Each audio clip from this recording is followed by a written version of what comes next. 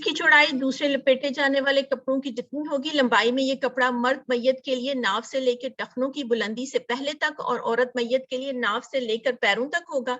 सीना बंद जो मैं आपको बता रही थी कि 5 कपड़े का रवाज है, लेकिन ये मसनून नहीं है, ये बात याद रखना बहुत इंपॉर्टेंट है। लेकिन क्योंकि जब इंडिया या पाकिस्तान में आप कफन बाजार से लेंगे तो उसमें ये कपड़े होंगे, तो आपको पता होना चाहिए, और हम इसको भी जो 5 कपड़ों का रवाज हम उसको भी इस्तेमाल कर सकते हैं, लेकिन मसनून 3 चादरें हैं। खातून मैयत के लिए ये चौथा जायद कपड़ा सीना बंद है, चौड़ाई इसकी चौड़ाई दूसरे कपड़ों की जितनी ही होगी और लंबाई बगल से लेकर तकरीबन घुटनों तक। दूसरी सूरत यह भी है कि तहबंद की लंबाई ही इतनी हो कि ऊपर सीने तक जाती हो, तो इस सूरत में कपड़ों की कुल तादाद फिर 4 होगी। सरबंद खातून मैयत के लिए ये 5वां जायद कपड़ा को रुमाल की शक्ल में काटा जाएगा, जिसे मुखालिफ कोनों पर दोहरा करके तकोन की शक्ल में सर पर इस तरह बांधा जाएगा कि पूरे माथे और कानों को ढांपते हुए और ठोड़ी के नीचे से गुजारते हुए बायां कोना गर्दन के दाईं तरफ और दायां कोना बाईं तरफ गर्दन को ढांपता हुआ पीछे को जाएगा। इन दोनों कोनों को उस तीसरे कोने पर जो सर के ऊपर से पीछे गर्दन की तरफ जा रहा था रखकर अकहरी गरा लगा दी जाएगी। तो ये थी तो कफन के अज्जा की हमारी तफसील सारी जो आप लोगों ने देखी। अब मैं आप लोगों से पूछती हूँ कुछ सवालात। आप लोग मुझे काइंडली, जिसका भी मैं नाम लूंगी वो अपना मुझे माइक अनम्यूट करके तो जवाब दे दें। जी,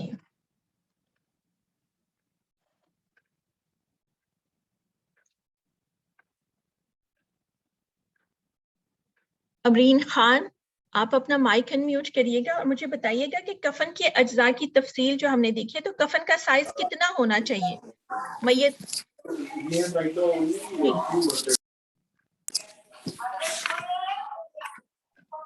जी अमरीन खान।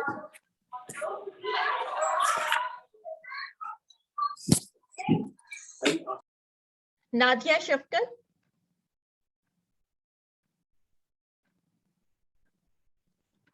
जी जी बाजी। जी, आप मुझे बताइएगा कि कफन का साइज कितना होना चाहिए?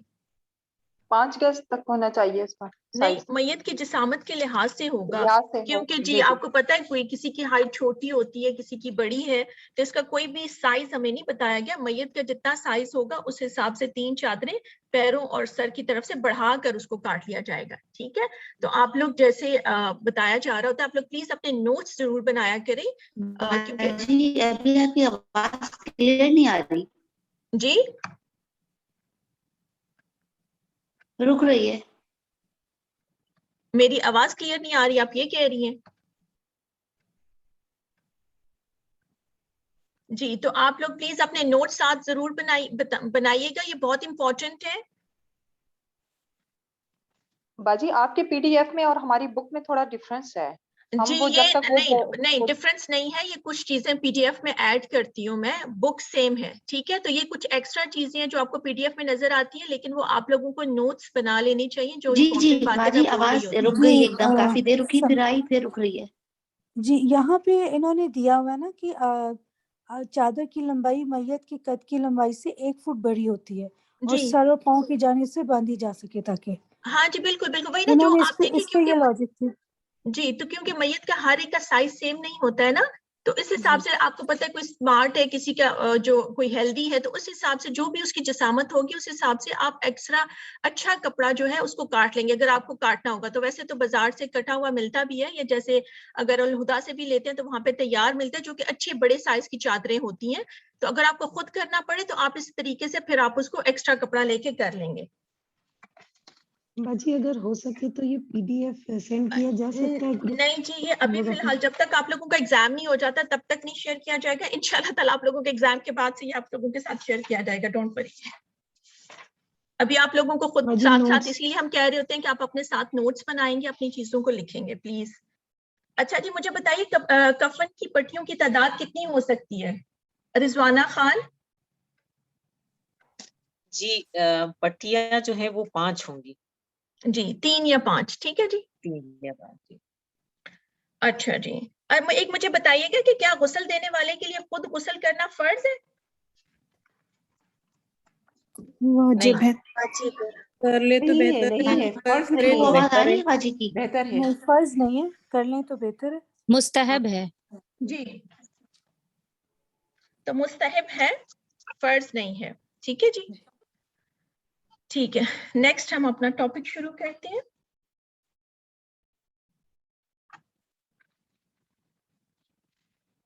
आप देखेंगे तो आपकी बुक के अंदर कफर लपेटने का तरीका ये सारा वो बता दिया गया, उसको काइंडली आप अच्छे से देख लीजिएगा। जी, नेक्स्ट हमारा टॉपिक है कर्ज, मैयत के कर्ज की अदायगी।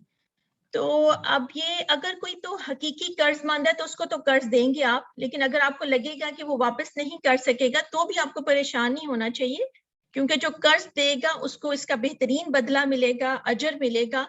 और वो इंशाल्लाह ताला अभी आज जब आप आगे सुनेंगे तो काइंडली अहादीस को भी बहुत गौर से सुनिए, और जो भी इंपॉर्टेंट बात लेके लिखना बहुत इंपॉर्टेंट है। लिखा हुआ इंसान को याद रहते हैं, आप जब कभी भी अपनी बुक उठाएंगे आपको मिलेगा। और ये इतनी इंपॉर्टेंट चीजें हैं कि आपको पता है कि जब कभी भी हमारा इन चीजों से वास्ता पड़े, और ये मौत का वो मामला है जो हम में से हर किसी का उससे वास्ता पड़ेगा, हम में से कोई भी ये नहीं कह सकता कि मुझे इसकी जरूरत नहीं है। तो आपने अपनी बुक खोली, आपने अपने नोट्स देखे और आपको पता चल गया कि हाँ ये चीज ऐसे करनी और ऐसे नहीं है। तो इसीलिए मैं जैसे आपको बता रही होती हूँ कि कोशिश होती है कि आप तक एक ऑथेंटिक चीजें ही जाएं, तो प्लीज इसको जरूर साथ साथ नोट करिए जो इंपॉर्टेंट चीजें हैं। जी, तो कर्ज लिया जा सकता है, लेकिन लेने के साथ ही हमें उसकी अदायगी की भी फिक्र होनी चाहिए। और इसी तरीके से सदका खैरात करने से भी पहले कर्ज अदा करना चाहिए। कर्ज वापस ना करना ये बहुत बड़ा एक जुर्म है, तो इसकी जरूर हम सबको फिक्र करनी चाहिए। इसी तरीके से हमें चाहिए कि हम अपने बच्चों को भी कर्ज के बारे में आगाह करें। अगर कोई कर्ज हो तो इसको लिख के रखना चाहिए, हमें उसकी अदायगी की फिक्र हो, क्योंकि आपको पता है इसके बारे में पूछ होगी। और हम ये भी देखें कि किसी से कुछ उधार तो नहीं लिया जिसे आप लौटाना भूल गए हैं। तो इस वीकेंड पे अपनी काइंडली चीजों को देखिएगा और आप देखें कि आपके पास किसी की कोई उधार ली हुई चीज तो नहीं है। अगर है तो उसको वापस कर दीजिए, क्योंकि क़यामत के दिन इन सब चीजों का हिसाब देना बहुत मुश्किल हो जाएगा। अगर माजी में कभी ऐसा हो चुका है तो फिर आप तौबा करेंगे, सदका करेंगे, और सदका आपने इस नीयत से करना है कि अगर कभी या अल्लाह अगर कभी मैं किसी का लेना देना कुछ भूल चुकी हूँ, या किसी का वादा पूरा नहीं कर सकी, या कोई भी ऐसी चीज जो देने से रह गई है, या मुझसे अमानत में खयानत हो गई है, तो या रब्बुल आलमीन इस सदके का सवाब इन सब लोगों को पहुंचा दे। तो किसी भी किस्म की कमी बेशी का अजाला हम इस तरीके से कर सकते हैं।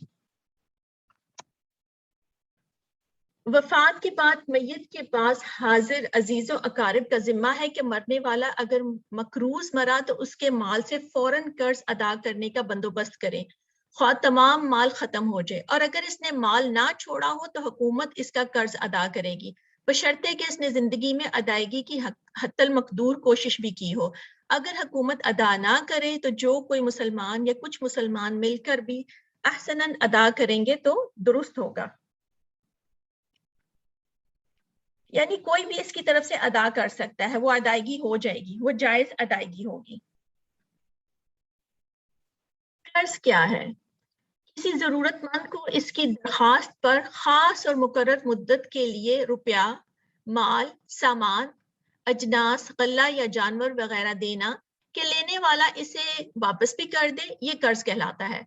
जिस कर्ज को कर्ज खा इस एहसान के साथ दे कि वापसी के वक्त इस पर कुछ फायदा यानी कि सूद नहीं लेगा, उसको कर्जे हंसना कहते हैं। ठीक है जी, ये बात याद रखनी आपने कि कर्जे हंसना क्या है।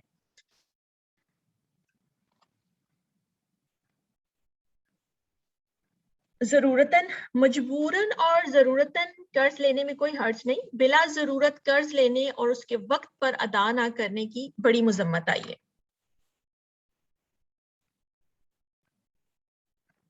और आपको पता है कि कर्ज किसी सूरत में भी माफ नहीं, हत्ता के शहीद का भी। तो कर्ज को अदा करने की हमें फिक्र होनी चाहिए। शहादत की मौत कर्ज के अलावा बाकी तमाम गुनाहों की मगफरत का बायस बनती है। हजरत अब्दुल्ला बिन उमर रज़ियल्लाहु अन्हुमा से रवायत है कि रसूलुल्लाह सल्लल्लाहु अलैहि वसल्लम ने फरमाया, कर्ज के अलावा शहीद के सारे गुनाह माफ कर दिए जाते हैं। इसे मुस्लिम ने रवायत किया है।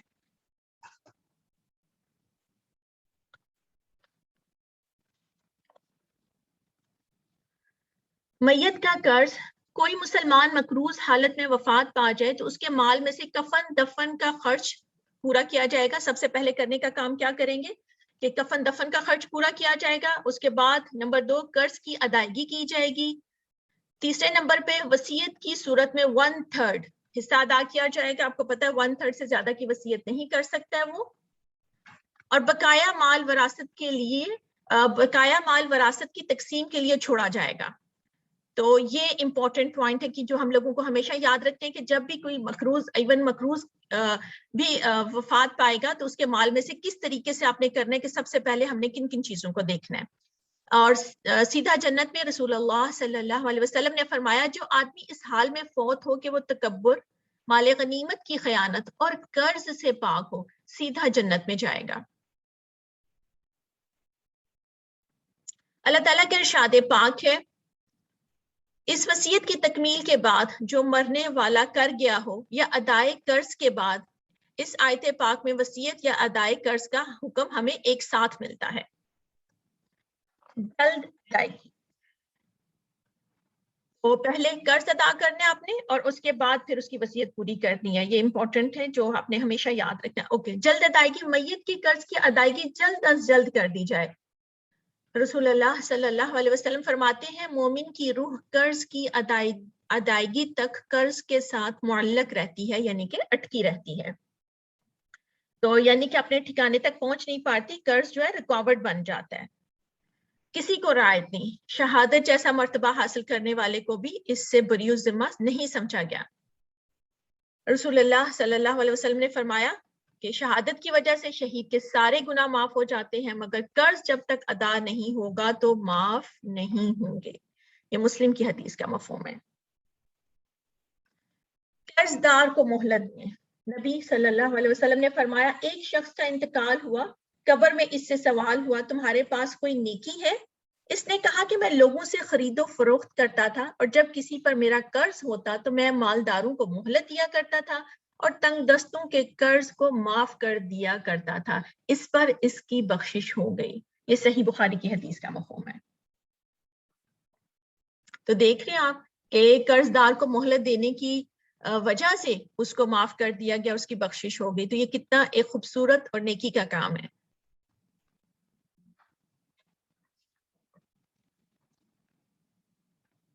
احسن ادائیگی، قرض لے کر اس کی بہتر طریقے سے ادائیگی واپس کرنا بہت ہی پسندیدہ عمل ہے اور اللہ تعالیٰ کی سنت بھی ہے.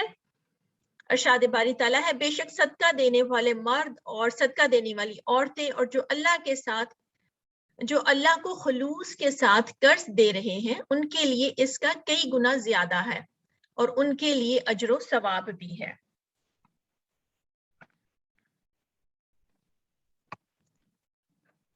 سنت کی پیروی ہمیں اللہ کے محبوب رسول اللہ صلی اللہ علیہ وسلم کی زندگی میں بھی نظر آتی ہے. آپ نے ایک مرتبہ قرض کے طور پر ایک اونٹ لیا اور اس سے اچھا اور عمر میں اس سے بڑا اونٹ واپس کیا اور فرمایا اچھا انسان وہ ہے جو ادائیگی اچھی کرے. کتنی خوبصورت بات ہے نا کہ اچھا انسان کون ہے؟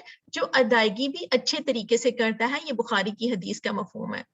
اب اپنی خوشی سے بغیر شرط طے کی ادائیگی میں بہتری اور زیادتی اختیار کرنا سود نہیں ہوتا.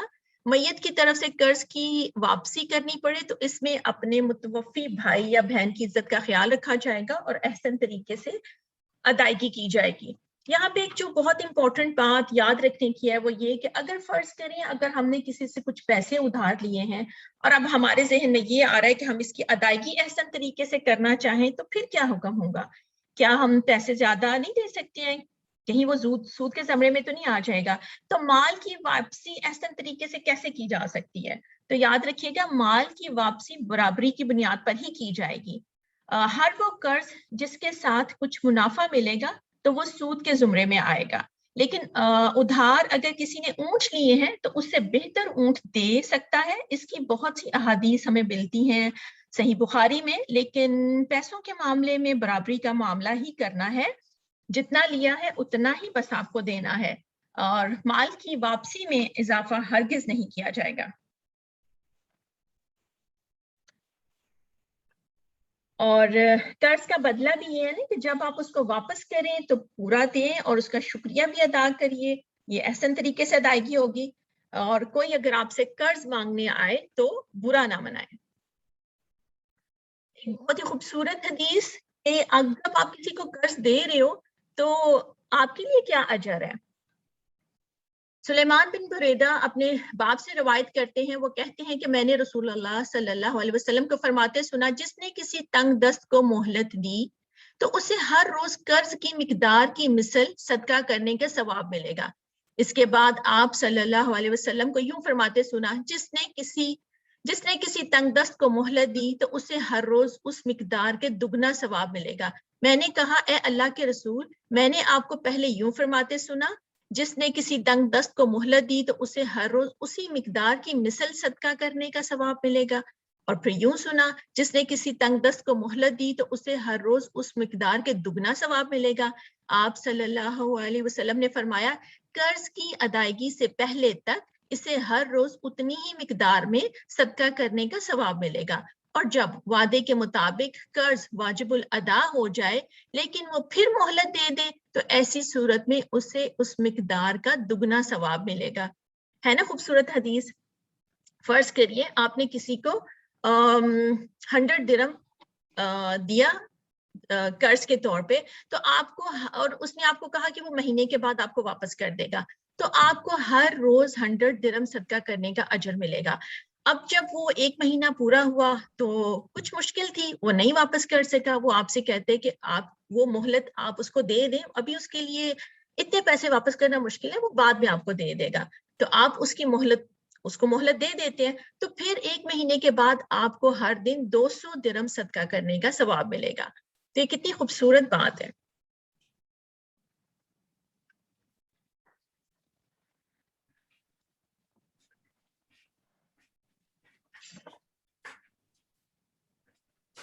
اب ہم کچھ تھوڑی سی اپنے سوال جواب کر لیتے ہیں.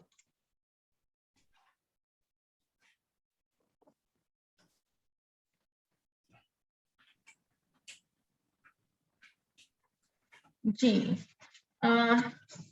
فاخرہ, جی باجی. جی آپ مجھے بتائیے گا کہ قرض کیا ہے. دیکھیے جی, ضرورت مند کو اس کی درخواست پر کوئی ایک مقررہ مدت کے لیے روپیہ, مال, سامان, غلہ یا جانور دینا, اور اس امید کے ساتھ کہ وہ واپس کرے گا, یا وہ قرض لینے والا یہ کہے کہ میں واپس کر دوں گا, تو یہ قرض کہلاتا ہے. جی, اور قرض حسنہ کیا ہوگا؟ قرض حسنہ ہے کہ اس کے ساتھ احسان کیا جائے, واپسی کے وقت اس سے کچھ سود وغیرہ نہ لیا جائے, اور اس میں اگر اسے گڈ, ماشاءاللہ, تبارک اللہ. ٹھیک ہے جی, ٹھیک ہے. نویدہ جی, اچھا آپ مجھے بتائیے, میت کے اوپر اگر قرض ہے نا تو وہ مقروض ہے, میت اگر مقروض ہے تو اس کے مال کو پھر ہم کیسے تقسیم کریں گے؟ اس کے مال میں سے سب سے پہلے جو ہے قرض ادا کیا جائے گا, اس کے بعد جو ہے 1/3 جو وصیت اس نے کی ہے. جی نہیں, آپ دیکھیے آپ کے پیج نمبر 112 نکالیے.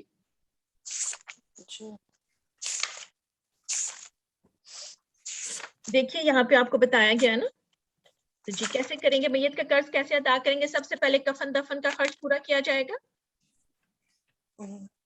یہ ہماری بک میں جو ہے نا 118 پہ ہے. اوکے, ٹھیک ہے, ٹھیک ہے, ٹھیک ہے, ٹھیک ہے. ٹاپک تو مین پتا ہے نا, تو مجھے بتائیے پلیز, تھوڑا جلدی کریے گا, ٹائم مناسب ہوتا ہے. جی, قرض کی سب سے پہلے کفن دفن کا خرچ پورا کیا جائے گا. ولی یا کوئی دوسرا مسلمان خوشی اور احسان سے یہ کرنا چاہے تو بھی پسندیدہ عمل ہے. قرض کی ادائیگی کی جائے گی اس کے بعد, اور اس کے بعد وصیت کی صورت میں 1/3 حصہ ادا کیا جائے گا, اور پھر بقایا مال وراثت کی تقسیم کے لیے چھوڑا جائے گا. بس ٹھیک ہے, جزاک اللہ خیر جی. ٹھیک ہے جی. تو آپ مجھے بتائیے گا کہ کیا قرض کی ادائیگی میں شہید کو کوئی رعایت دی گئی ہے؟ کوئی بھی بتا دے. جی کوئی بھی بتا دے. نہیں, شہید کو قرض کی ادائیگی میں کوئی رعایت نہیں ہے. سارے گناہ معاف ہو جائیں گے شہید کے سوائے قرض کے. ٹھیک ہے جی. فرزانہ شریف, مجھے بتائیے کہ مومن کی روح کب تک معلق رہتی ہے؟ جب تک اس کا قرض ادا نہیں کیا جاتا تب تک اس کی روح معلق رہتی ہے. ٹھیک ہے جی, ٹھیک ہے.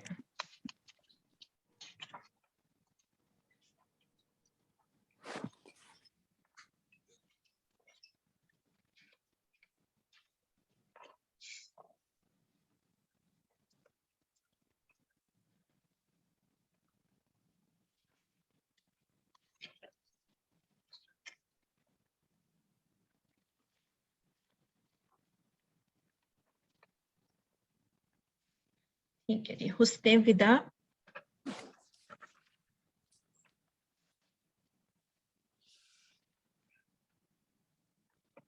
और हम लोगों को कर्ज की अदायगी किस तरीके से अदा करनी चाहिए? एहसन अदायगी क्या होगी?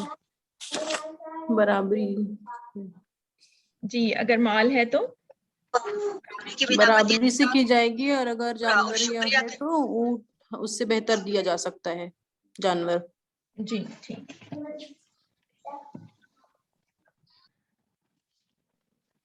हुस्ने विदा हमारा नेक्स्ट टॉपिक है। अब कर्ज की अदायगी भी हो गई, और अब हम देखेंगे कि आखिरी वक्त आ गया है, रवानगी का वक्त आ गया है। मैयत को उसका आखिरी लिबास पहनाने के बाद फिर इसके बाद उसकी रुखसती का वक्त है। इस रुखसती से किसी को भी फरार नहीं। इंसान ने अपने दुनिया में आने का मकसद पूरा किया या नहीं किया, लेकिन इसका हिसाब होगा हर लम्हा। उसके माल और दौलत का, उसकी जवानी का, सारे मशाकिल का। इसलिए अपने इस दिन को हरगिज नहीं भूलना।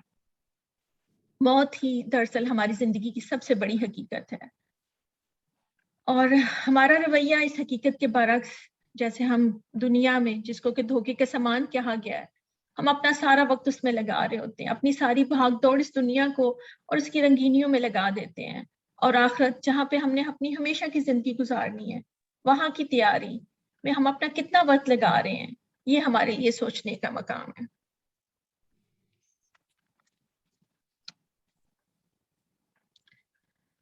अब सफरे वापसी है इसी मतलूबे हकीकी की तरफ, जिसने अपने बंदे को कुछ अरसे के लिए यहाँ इम्तिहान गाह में भेजा था, ताकि वो एक बेहतर और रोशन मुस्तकबिल आखिरत हासिल करने के लिए अपना हाल दुनिया की इस्लाह कर ले। अब इसको अपने रब के हुजूर हाजिर होकर अपनी जिंदगी भर की कारगुजारी पेश करनी है, अपने मालिक से मुलाकात करनी है। रसूलुल्लाह सल्लल्लाहु अलैहि वसल्लम ने फरमाया, जो शख्स अल्लाह ताला से मुलाकात को महबूब रखता है, अल्लाह ताला इसकी मुलाकात को महबूब रखता है। जो अल्लाह ताला से मुलाकात करना पसंद नहीं करता, अल्लाह भी इससे मुलाकात करना पसंद नहीं करता। तो जिस बंदे ने भी इसके साथ मुलाकात को याद रखा और इस मुलाकात को मकसद बनाया, वो अब कामयाबी के साथ विदा हो रहा है। कितना थोड़ा कयाम था और क्या खूब निभाया। इसके बरक्स वो जो मनसब, ओहदे, शान और जाहो जलाल के साथ दुनिया में रहने के इंतजामात की फिक्र में लगा रहा, दुनिया के मशागिल ने सोचने ही नहीं दिया उसको कि इतना थोड़ा कयाम और इतनी जबरदस्त तैयारी। बगैर एयर कंडीशन गाड़ी के घर से ना निकलने वाला भी आज उसी जगह पर सवार होकर निकल रहा है, उसी घाट पर सवार होकर निकल रहा है, और उन गाड़ियों को हसरत से देखने वाले की आज भी वही सवारी है। तो ये हसरत का दिन होगा, इंसान बेबस पड़ा हुआ होगा, फरिश्ते आकर जो चाहे करें। करने का काम यही है कि उस दिन की फिक्र करें, वो वक्त जिस दिन हम अपने आप को हरकत भी नहीं दे सकेंगे, कुछ भी नहीं कर सकेंगे, बेबस होके पड़े होंगे। कोई हमारा हाथ उठा के हमें नहला रहा होगा, कोई हमें कफन पहना रहा होगा, कपड़ा पहना रहा होगा। उस वक्त एक बेबसी का आलम, अल्लाह सुब्हान तआला उस वक्त को हम सब के लिए बहुत आसान करे, और उस वक्त को गनीमत अभी समझना है। मैंने और आपने आज हमारे पास वक्त है, मौका है, फुर्सत है। हम अपने इस वक्त को अपने रब की रजा के मुताबिक बेहतरीन कामों में लगा सकते हैं। जनाजा ले जाना, और हमें ये भी अपने घर वालों को कह के जाना है ना कि कोई भी जोर जोर से नहीं रोएगा, नोहार पैन नहीं करेगा। अपनी फैमिली वालों को भी साथ साथ जरूर आगाह करिए। जो जो भी आप पढ़ते जा रहे हैं, प्लीज इसको अपनी फैमिली के साथ, अपने बच्चों के साथ शेयर करिए। ये बहुत इंपॉर्टेंट है, क्योंकि हम लोगों को सही चीजें ही पता नहीं होता, या बाज़ औक़ात हमें लगता है कि बच्चों के साथ नहीं, बच्चों के साथ कैसे बात करें।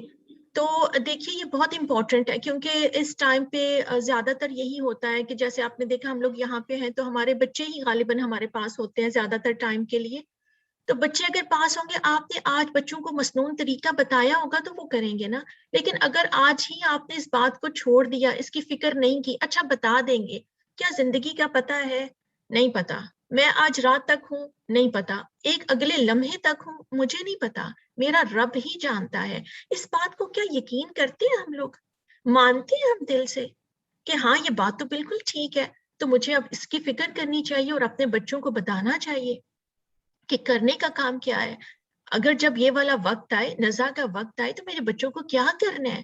کلمہ پڑھنا ہے اونچی آواز میں، جیسے میں نے لاسٹ ٹائم بتایا تھا کہ ہماری سننے کی حص یہ سب سے لاسٹ میں ختم ہوتی ہے.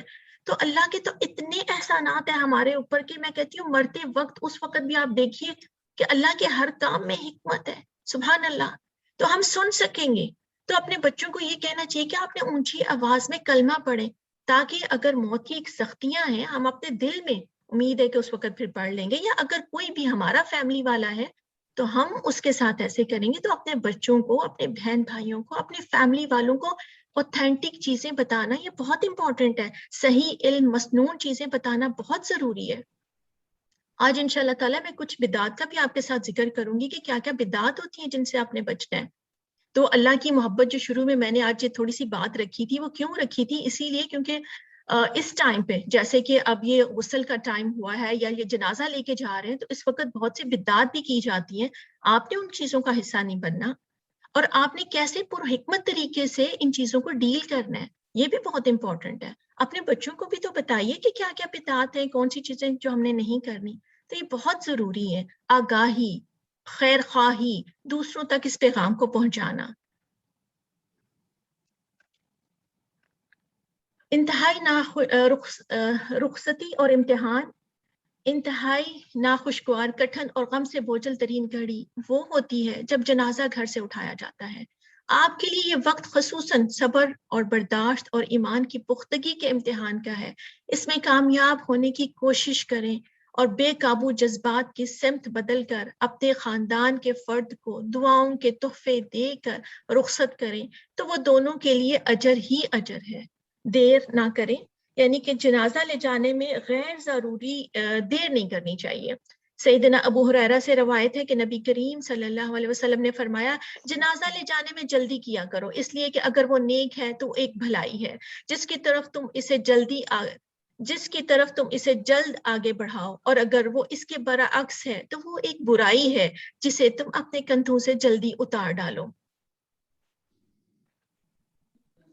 ابو سعید خدری کہتے ہیں کہ نبی کریم صلی اللہ علیہ وسلم نے فرمایا، جب جنازہ تیار ہو جاتا ہے اور لوگ اسے اپنے کندھوں پر اٹھاتے ہیں تو نیک میت کہتی ہے مجھے جلدی لے چلو، اور اگر میت گناہگار ہے تو گھر والوں سے کہتی ہے ہائے افسوس مجھے کہاں لیے جا رہے ہو.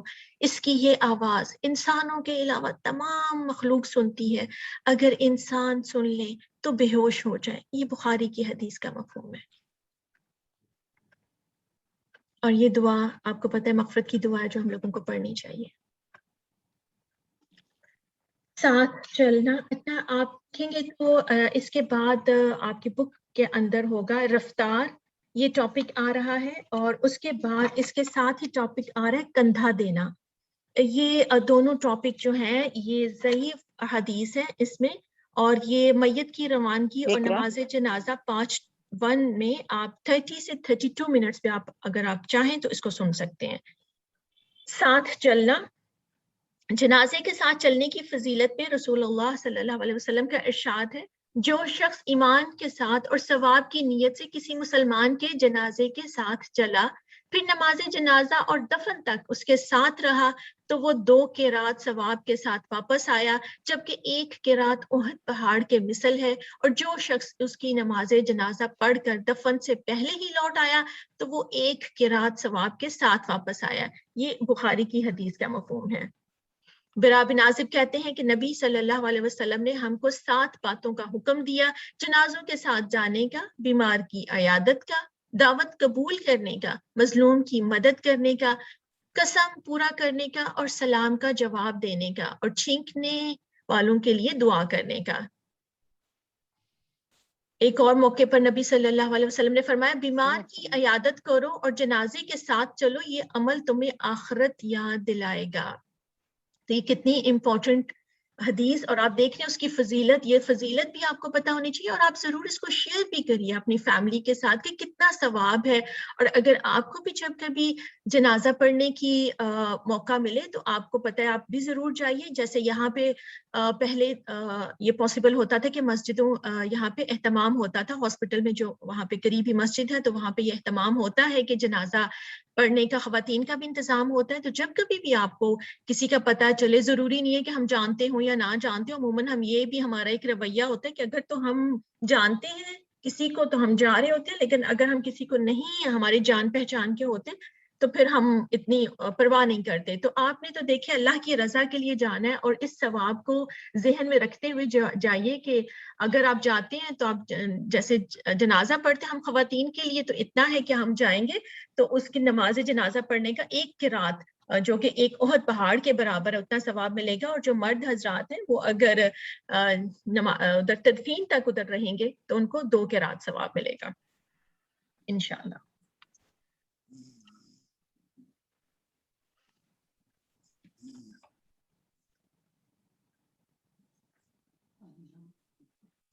پیدل جنازے کے قریب رہتے ہوئے آگے پیچھے دائیں بائیں چل سکتا ہے، البتہ پیچھے چلنا افضل ہے اور سوار کو جنازے کے پیچھے چلنا چاہیے، تاہم بلا عذر سواری پر جانا مکروہ ہے.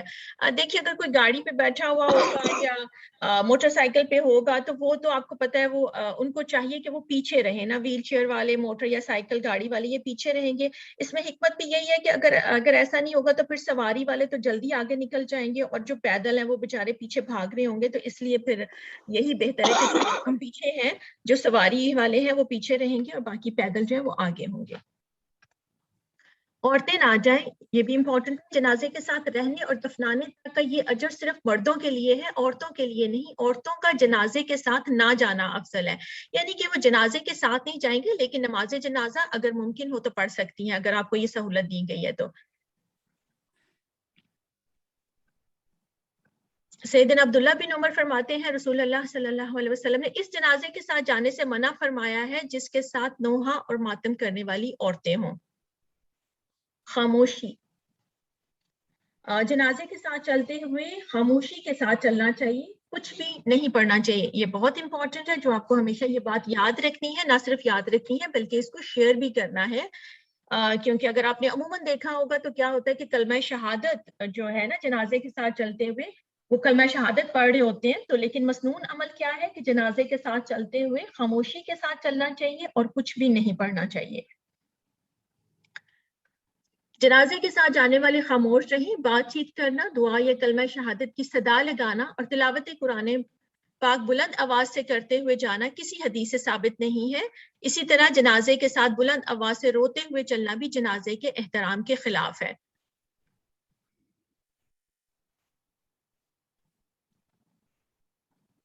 اور ایک یہ کہ کیا رات کو دفن کرنا ناپسندیدہ ہے؟ تو میت کو رات کے وقت دفن کرنا بھی جائز ہے کیونکہ ابن عباس رضی اللہ عنہ سے روایت ہے کہ ایک انسان فوت ہو گیا جس کی نبی صلی اللہ علیہ وسلم عیادت فرمایا کرتے تھے. اس کا انتقال رات کو ہوا اور رات ہی میں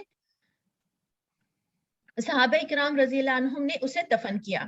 صبح ہوئی تو نبی کریم صلی اللہ علیہ وسلم کو اس کے بارے میں بتایا تو آپ نے فرمایا مجھے کیوں نہیں بتایا؟ صحابہ کرام نے عرض کیا رات کا وقت تھا، اندھیرا بھی تھا، ہم نے پسند نہیں کیا کہ آپ صلی اللہ علیہ وسلم کو تکلیف دیں تو آپ اس کی قبر پر تشریف لے گئے اور اس کا جنازہ پڑھا.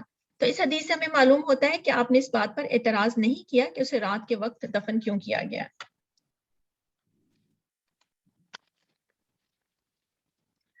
تعریف کرنا،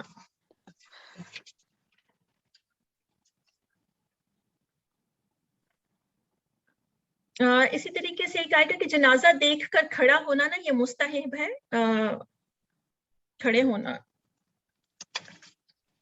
اچھا، تعریف کرنا، اگر جنازہ کسی ایسے مسلمان کا ہے جو زندگی میں اپنے رب کا تابع فرمان بن کر رہا تو اس کی تعریف کرنا اس کے لیے فائدہ مند ہے. ایک مرتبہ نبی کریم صلی اللہ علیہ وسلم کے سامنے کچھ صحابہ کرام نے ایک جنازے کی تعریف بیان کی تو آپ نے فرمایا واجب ہو گئی. پھر ایک اور جنازے پر سے گزرے تو صحابہ کرام نے اس کی برائی بیان کی، آپ صلی اللہ علیہ وسلم نے پھر فرمایا واجب ہو گئی. سیدنا عمر رضی اللہ تعالیٰ عنہ نے پوچھا یا رسول اللہ کیا چیز واجب ہو گئی؟ آپ نے فرمایا پہلے شخص کی تم نے تعریف کی تو اس کے لیے بہشت واجب ہو گئی یعنی کہ جنت، پھر دوسرے کی تم نے برائی کی تو اس کے لیے دوزخ واجب ہو گئی، تم لوگ زمین میں اللہ کے گواہ ہو۔ کتنی خوبصورت بات ہے، یہ بخاری کی حدیث کا مفہوم ہے۔ دوسرے جنازے کے بارے میں جو صحابہ کرام نے برائی بیان کی تھی نا، تو اس کے فاسق، فاجر اور کھلم کھلا بدعتی ہونے کی وجہ سے کی تھی، جو کہ جائز ہے۔ تو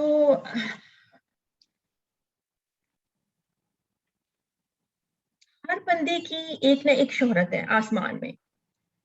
تو آج سوچنے کی بات یہ ہے کہ میری اور آپ کی شہرت کیا ہوگی، میرا کیا مقام ہے، میرے اعمال کی کیسی شہرت ہے۔ ہر روز سوچنا چاہیے کہ میں کسی کے ساتھ بھلائی کروں، میری وجہ سے کسی کو تکلیف تو نہیں پہنچی، کیا میں دوسروں کے لیے خوشی کا سامان ہوں یا مصیبت کا باعث ہوں۔ آپ کی گواہی آپ کی اس دنیا سے جانے کے بعد لوگ کیا دیں گے، یہ بہت امپورٹنٹ ہے۔ دوسروں کے دل کی سچی گواہیاں یہ ہمارے لیے بہت اہم ہے۔ آج زندہ ہے، ہمارے پاس وقت ہے، موقع ہے، تو ہمیں اپنے لیے اچھی گواہیاں اکٹھی کرنے کی کوشش کرنی چاہیے۔ اس کے ساتھ ساتھ جو بہت امپورٹنٹ بات ہے وہ یہ کہ یہ گواہیاں سچی ہونی چاہیے، جھوٹی گواہیاں بھی نہیں دینی۔ یہ بھی نہیں کرنا کہ کسی کے بارے میں آپ بات کر رہے ہیں، وہ اس کے اندر خوبیاں تو ہیں نہیں، لیکن آپ جب اس کا تذکرہ کر رہے ہیں تو آپ ان خوبیوں کا ذکر کرتے جا رہے ہیں، تو یہ بھی نہیں آپ نے کرنا۔ جو اس کے اندر اچھائیاں ہیں ان کا ذکر کریے، اور لیکن اگر کچھ آپ کو ایسی بات معلوم ہے جو درست نہیں ہے تو آپ خاموش رہیے، لیکن جھوٹی گواہی نہیں ہونی چاہیے، کیونکہ ایسی صورت میں پھر فرشتے بھی جو ہے نا ان سے پوچھتے ہیں کہ کیا تم ایسے تھے، تو اگر فرض کریں جھوٹی گواہی آپ دے رہی ہیں تو وہ کہتا ہے نہیں، مطلب میں نہیں تھا ایسا، تو وہ چیز ہمارے حق میں ٹھیک نہیں ہے۔ تو گواہی جو بھی دیں آپ، جو بھی مرنے والے کے بارے میں کہیں، وہ سچ ہونا چاہیے، بالکل بھی جھوٹ، کسی بھی قسم کی کوئی جھوٹ یا وہ اس میں شامل نہیں ہونا چاہیے۔ اس بات کا آپ نے بہت خیال رکھنا ہے۔ اسی طریقے سے ایک جو امپورٹنٹ بات ہے وہ میں ایک اور آپ کے ساتھ شیئر کرنا چاہ رہی ہوں۔ سیدنا ابو ہریرہ رضی اللہ عنہ سے روایت ہے کہ رسول اللہ صلی اللہ علیہ وسلم نے فرمایا ہر آدمی کی آسمان میں مخصوص شہرت ہوتی ہے، اگر وہ شہرت اچھی ہو تو زمین میں بھی اچھی ہوتی ہے، اور اگر آسمان والی شہرت ہی بری ہو تو زمین میں بھی بری ہو جاتی ہے۔ تو کرنے کا کام یہ ہے کہ ہم نے اس بات کی فکر کرنی ہے کہ ہماری شہرت دنیا میں اچھی ہو، تو دنیا میں اچھی ہوگی تو امید کر سکتے ہیں کہ آسمان میں بھی وہ اچھی ہوگی۔ تو اپنے لیے اچھی گواہیاں، اپنے لیے اچھی شہرت کرنے کی کوشش کرنی، یہ ہمارے لیے کرنے کا کام۔ فوت شدہ انسان کو مرحوم نہیں کہنا چاہیے، یہ بھی ایک بہت امپورٹنٹ بات ہے جو کہ پتہ ہونی چاہیے آپ کو۔ مائک اپنا انمیوٹ کریے، کس کا میوٹ؟ بعد میں چیک کرتی ہوں، کائنڈلی مائک کوئی بھی ان کا کر دیجیے گا۔ فوت شدہ انسان کو مرحوم نہیں کہنا چاہیے، اس کا مطلب ہوتا ہے رحم کیا گیا، تو اس کے لیے ہمیں اس کی بجائے متوفی یا فوت شدہ یہ ہم کہہ سکتے ہیں۔ دیکھیے کوئی بھی انسان جنتی ہے، مرحوم کا مطلب جس پر رحم کیا گیا، یہ ہمیں تو نہیں پتا، تو اس لیے ہمیں یہ نہیں کہنا چاہیے۔ ہمارے پاس تو کوئی گارنٹی نہیں ہے کہ وہ مرحوم ہے، یعنی کہ رحم کیا گیا یا وہ جنتی ہے۔ تو فوت شدگان کو مرحوم کہنا، جیسے آج کل اخبار، نیوز پیپر وغیرہ میں فوت شدہ لوگوں کی کثرت سے اعلانات، اور جو فوت شدگان کے قریبی رشتہ داروں سے کثرت سے اظہار تعزیت کرتے ہوئے لوگ فوت شدہ کے لیے مغفور اور مرحوم کے الفاظ استعمال کرتے ہیں، یا یہ کہ مثلاً وہ جنتی ہے تو جس شخص کو اسلام کے امور اور عقائد کا ذرا برابر بھی علم ہے تو وہ جانتا ہے کہ کس کا جنتی ہونا یا کسی کا نہ ہونا، اور مرحوم اور مغفور ہونا یا نہ ہونا، یہ ان کاموں میں سے ہے جن کو اللہ تعالیٰ کے علاوہ اور کوئی بھی نہیں جانتا۔ تو سوائے اس کے کہ جس کے لیے ہمیں قرآن میں نص موجود ہے، کسی دوسرے کو جنتی یا جہنمی کہنا جائز نہیں۔ مطلب جیسے ابو لہب کے بارے میں قرآن میں نص ہے نا کہ وہ جہنمی ہے، इसी तरीके से मसला रसूलुल्लाह सल्लल्लाहु अलैहि वसल्लम ने सहाबाई किराम रज़वानुल्लाह अन्हुम अजमाइन को जन्नत की बिशारत दी। तो इसी तरह किसी को मगफूर या मरहूम कहना भी गोया उसके लिए जन्नती होने की शहादत देना है। तो लिहाजा इसकी बजाय ये अल्फाज इस्तेमाल करने चाहिए, गुफिरल्लाहु लहू, अल्लाह ताला उसे माफ फरमा दे, या रहिमल्लाहु, अल्लाह ताला उसके हाल पर रहम फरमाए, या इस तरह के अल्फाज मैयत के लिए दुआ पर मुश्तमिल हों कि अल्लाह सुब्हान व तआला से दुआ है कि वो हम सबको सीधे रास्ते पर चलने की तौफीक अता फरमाए। आमीन या रब्बल आलमीन। तो ये बात आपने याद रखनी, क्योंकि बहुत ही कॉमन एक चीज है जो हम कर रहे होते हैं।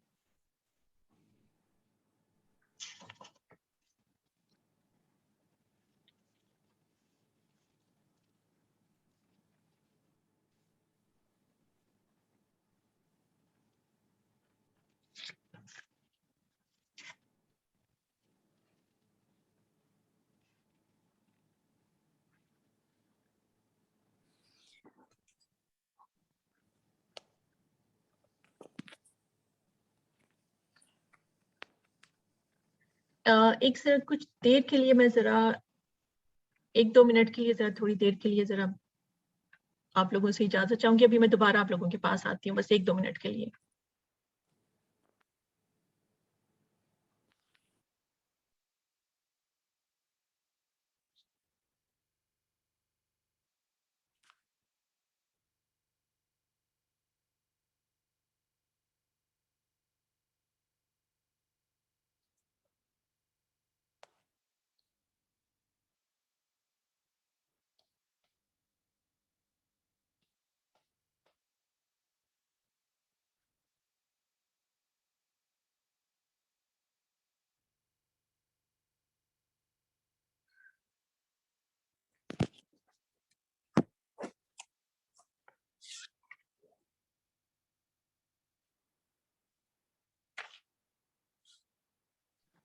जी मुझे बताइएगा शमीम,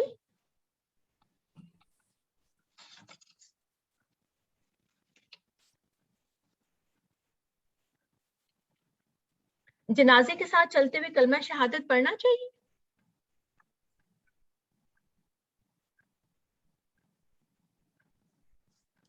सबीहा परवीन,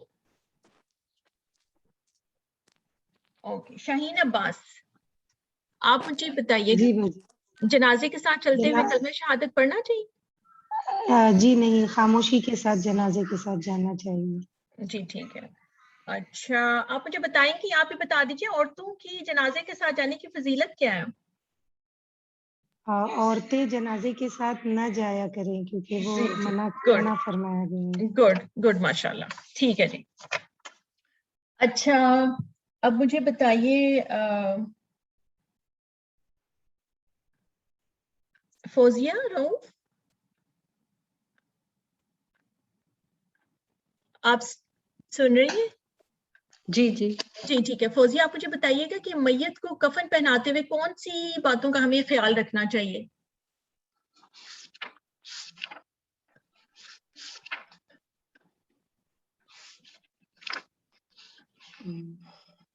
सबसे पहले तो वही पर्दे का ख्याल रखना चाहिए हम लोगों को, है ना। जब आप कफन पहना रहे हैं तो सबसे पहली चीज आप क्या ज़हन में होनी चाहिए कि पर्दे का ख्याल रखेंगे आप।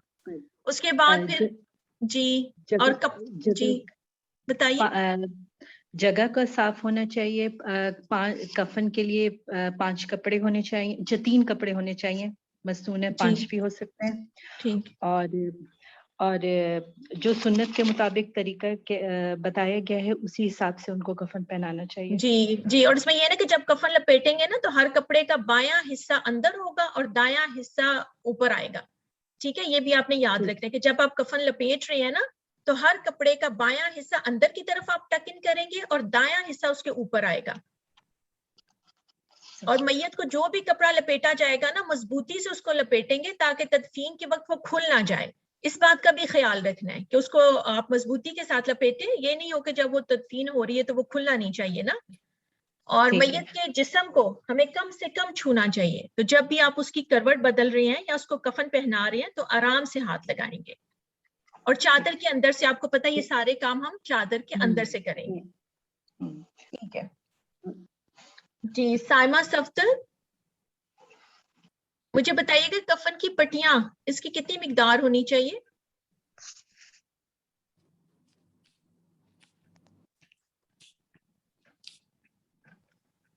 اوکے 3 یا 5، ویسے یہ پہلے ہو چکا تھا لیکن پلیز خیال رکھیے. اچھا ایک بات مجھے بتائیے گا، غسل دلانے کے بعد جب وہ گیلی چادر نکال رہے ہوتے ہیں نا، تو اس وقت کس بات کا خیال رکھنا ضروری ہے؟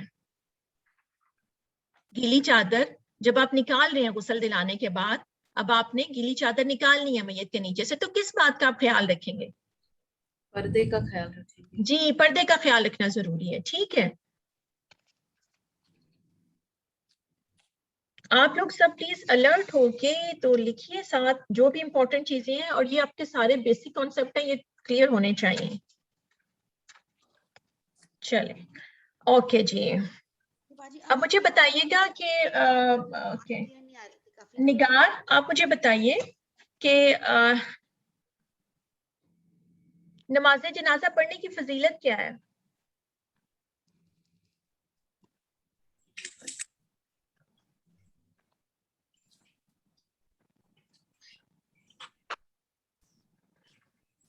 جی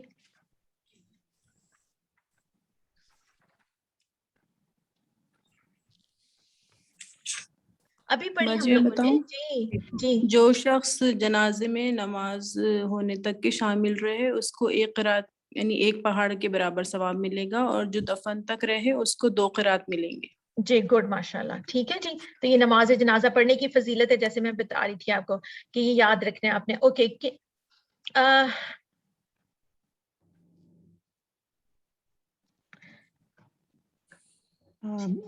باجی آگے ہم تھوڑا سا پڑھتے ہیں.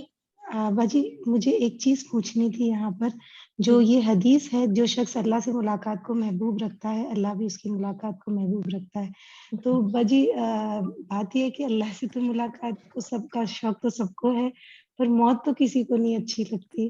تو کیا یہ اسی زمرے میں آئے گا کہ اللہ ملاقات پسند نہیں کرتا؟ نہیں بالکل بھی نہیں، یہ زمرے میں نہیں آئے گا. دیکھیں جو مومن ہوتا ہے نا، جیسے اگر آپ دیکھیں تو حدیث کا مفہوم ہے نا کہ جو مومن ہوتا ہے نا، وہ تو کہہ رہا ہوتا ہے کہ اس کو دیکھیں موت کے وقت آپ کو خوشخبریاں مل جاتی ہیں، ہے نا. وہ انشاءاللہ ہم تھوڑا سا آگے بڑھیں گے تو آپ دیکھیں گے کہ وہ کیسے مطلب فرشتے آتے ہیں اور وہ خوشبو میں لپٹا ہوا کفن ہوتا ہے، اور وہ آتے ہیں، اور پھر جو جانے کا ایک سفر ہوتا ہے اور اس کا اگلا پروسیس، ماشاءاللہ بہت سارے فرشتے آتے ہیں، کوئی ایک یا دو نہیں. تو وہ کس طریقے سے، تو وہ آپ کو جو خوشخبریاں ملتی ہیں، تو جو مومن ہوتا ہے نا وہ پھر اللہ سے ملاقات کو پسند کر رہا ہوتا ہے. لیکن اس وقت پہ اسی طریقے سے جو فرض کریں جو بھی اللہ کا نافرمان ہے، جو کافر ہے، جو مشرک ہے، اس کو بھی ظاہر ہے آپ کو پتا ہے اس کی تو جان اس طریقے سے نکلتی ہے کہ اس کو گز مار مار کے، آپ نے قرآن پاک میں پڑھا ہے نا کہ اس کو گز مار کے اس کی جان نکالی جاتی ہے، اور وہ تو اس کی پھر روح بھی اس کے جسم کے اندر بھاگ دوڑ رہی ہوتی ہے. تو وہ پھر نہیں پسند کرتا کہ لے کے جایا جائے، کیونکہ مقام تو اس کو بھی مطلب اس کو بھی چیزیں نظر آ جاتی ہے، اس کو بھی دکھا دیا جاتا ہے، اس کو بھی پتا چل جاتا ہے، تو وہ پھر نہیں جانا چاہ رہا ہوتا. ٹھیک ہے جی جی تو یہ موت کے وقت کی بات ہو رہی ہے باجی کہ جی یہ موت کے وقت کی بات ہو رہی ہے. بالکل انشاءاللہ آپ دیکھیے گا، آپ جیسے آپ ٹاپک آگے آئیں گے نا، آپ کے یہ سارے انشاءاللہ یہ ساری چیزیں آپ کے کلیئر ہوں گی انشاءاللہ. بالکل فکر نہیں کریں انشاءاللہ. جی نماز جنازہ یہ ایک مسلمان کا حق ہے، فرض کفایہ. غسل، کفن اور دفن کی طرح مسلمان کی نماز جنازہ پڑھنا بھی فرض کفایہ ہے. علاقے کے کچھ لوگ یہ ادا کر دیں گے تو فرض پورا ہو جاتا ہے، لیکن اگر کوئی بھی ادا نہ کرے گا تو پھر سب گناہگار ہوں گے. اسی طریقے سے دعائے مغفرت، نماز جنازہ دراصل مرنے والے کے لیے دعائے مغفرت کے ساتھ ساتھ ایک سفارش اور ایک گواہی بھی ہے. اور اسی طرح زندوں پر میت کا یہ اہم اور آخری حق ہے، جسے یہ سوچ کر ہی ادا کر لینا چاہیے کہ آج اس کو ہماری دعاؤں کی ضرورت ہے، کل ہم بھی اسی جگہ پر بے بس پڑے ہوئے ہوں گے اور دوسروں کی دعاؤں کے محتاج ہوں گے. یہ خاتون جب فوت ہو جاتی ہے تو ان کے لیے یہ اللہم اغفر لہا وارحمھا وعافیھا، آپ کو پتہ ہی کہ یہ والی دعا پڑھنی چاہیے. فضیلت ہم کر چکے ہیں. غائبانہ نماز جنازہ ایسا غیر مسلم علاقہ جہاں کوئی مسلمان وفات پا جائے اور اس کی نماز جنازہ ادا کرنے والا کوئی نہ ہو، تو اس صورت میں کسی اور اسلامی ریاست میں چند مسلمان اس کی غائبانہ نماز جنازہ ادا کر سکتے ہیں، جس طرح کہ رسول اللہ صلی اللہ علیہ وسلم نے صحابہ کرام کے ساتھ حبش کے بادشاہ نجاشی کی غائبانہ نماز جنازہ پڑھائی. اچھا، نماز جنازہ سے اجتناب. احادیث کے مطابق جن کی نماز جنازہ نبی کریم صلی اللہ علیہ وسلم نے پڑھنے سے اعراض فرمایا، ان میں مندرجہ ذیل لوگ شامل ہیں. किन की पढ़ाने से नबी पाक सल्लल्लाहु अलैहि वसल्लम ने एराज किया था, ये देख लीजिए। सबसे पहले इसमें मकरूज, हत्ता कि उसका कर्ज कोई अदा कर दे। दूसरे नंबर पर है खुदकुशी करने वाला, और तीसरे नंबर पर है जानी, हत्ता के सच्ची तौबा करके अपनी जान अल्लाह के कानून के मुताबिक यानी कि हद नाफिज करने के लिए पेश कर दे।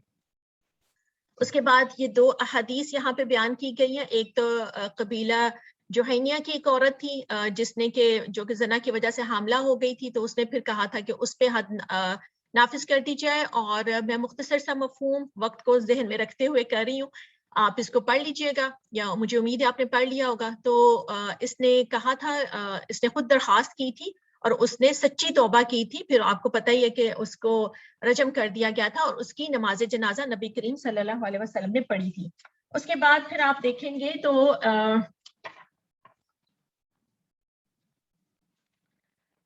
एक सहाबी थे, उन्होंने भी अपना जना का एतराफ किया था। तो उसके बाद फिर उन्होंने अपनी खुद ही गवाहियां भी दी थी। तो नबी करीम सल्लल्लाहु अलैहि वसल्लम ने फिर उसे भी रजम करने का जब हुक्म दिया था, उसे जब पत्थरों से तकलीफ पहुंची थी ना, तो वो भागने लगा था। तो लेकिन लोगों ने उसे पकड़ लिया और उसे पत्थरों से मारा, वो फौत हो गया।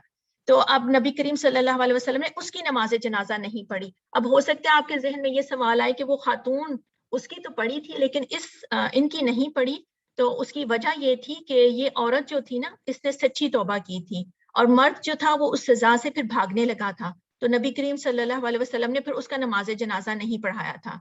औरत ने क्या किया था, एक इस्तकामत के साथ उसने अपनी सजा पूरी की थी। तो देखिए, एक जिंदगी वो है जो आप इस्तकामत के साथ गुजारें और एक डावाडोल वाली जिंदगी है, तो फिर दोनों में फर्क है। तो ये एक इम्पोर्टेंट बात थी जो मैंने कहा मैं बता दूं। अच्छा, जो शख्स माली इस्तात रखते हुए भी वारसों के लिए कुछ ना छोड़े, तो आपको पता है ये हदीस नीचे इसमें जिक्र की गई है कि इमरान बिन हुसैन से मरवी है कि एक शख्स ने फौत होते वक्त अपने 6 गुलामों को आजाद कर दिया और उनके अलावा वारसों के लिए मजीद कोई काबिल तकसीम और माल नहीं था। तो नबी करीम सल्लल्लाहु अलैहि वसल्लम को जब इस बात का पता चला तो वो इस पर बहुत नाराज हुए। फरमाया, मेरा इरादा है कि मैं इस पर नमाज जनाजा ना पढ़ूं। फिर आपने इसके गुलामों को बुलाया और उसके 3 हिस्से किए, फिर इनके दरमियान कुरा डाला। तो 2 गुलामों को मरने वाले की तरफ से बतौरे हिस्सा वसीयत आजाद कर दिया और 4 को वारसों के लिए गुलाम ही रहने दिया। तो इस्लाम हमें इस बात की इजाजत नहीं देता कि हम अपना सारा माल तकसीम कर दें। ये बात बिल्कुल भी पसंदीदा नहीं है और ना ही इसकी इजाजत है। वारिसों के लिए माल छोड़ना चाहिए। इसी तरीके अब देखिए आगे के माले गनीमत, सरकारी माल में खयानत करने वाला ख्वाह वो शहीद हो, तो खयानत ही है, चाहे 2 दिरहम की भी हो, तो ये अपनी आखिरत को बर्बाद करने वाली चीज है।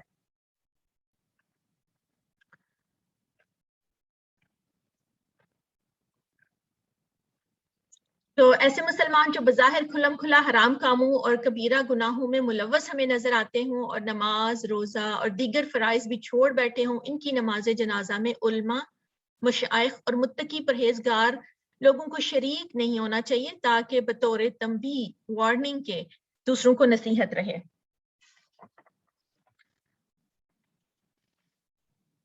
अच्छा, अब मुझे आप बताइए आबिदा सुल्ताना जी मुझे बताइएगा कि किन की नमाज जनाजा पढ़ाने से नबी करीम सल्लल्लाहु अलैहि वसल्लम ने एराज किया था?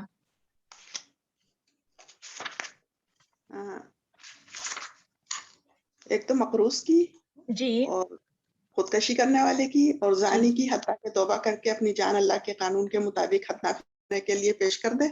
जी बिल्कुल ठीक। तो मकरूज, खुदकशी करने वाला और जानी। अच्छा, मुझे बताइए, आप भी बता दीजिए कि क्या गायबाना नमाज जनाजा हम पढ़ सकते हैं? जी हाँ, पढ़ सकते हैं, क्योंकि उसकी हदीस से दलील फजीलत हमें मिलती है। ठीक है, अब मुझे बताइए क्या औरतें भी पढ़ सकती हैं? औरतें हैं तो मालूम नहीं।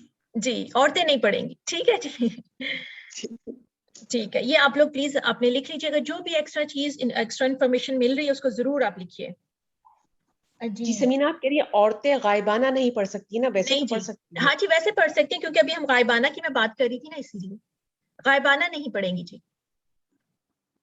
जी, अब नेक्स्ट मुझे आप बताइएगा, इमराना रसूल। अच्छा मुझे बताइए, क्या हमें अपनी गवाहियों के लिए फिक्रमंद होना चाहिए?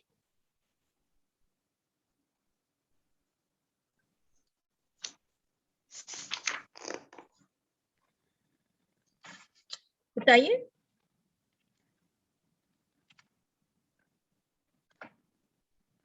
अच्छा जी सदफ आप बता दीजिएगा।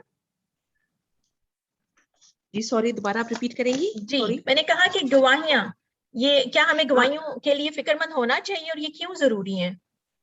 क्योंकि जो फरिश्ते, मफहूम हदीस ये है कि जो जैसी गवाहियां फरिश्ते देते वैसी यानी दुनिया में होती, तो हमें अपनी अच्छी गवाहियां दुनिया में रखनी चाहिए कि हमारी सच्ची तारीफ हो।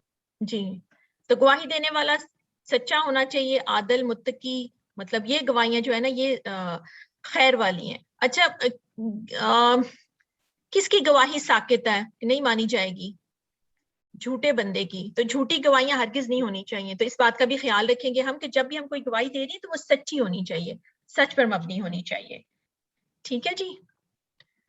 चले, जनाजे के मुतालिक वो अमूर जो सुन्नत रसूल सल्लल्लाहु अलैहि वसल्लम से साबित नहीं है।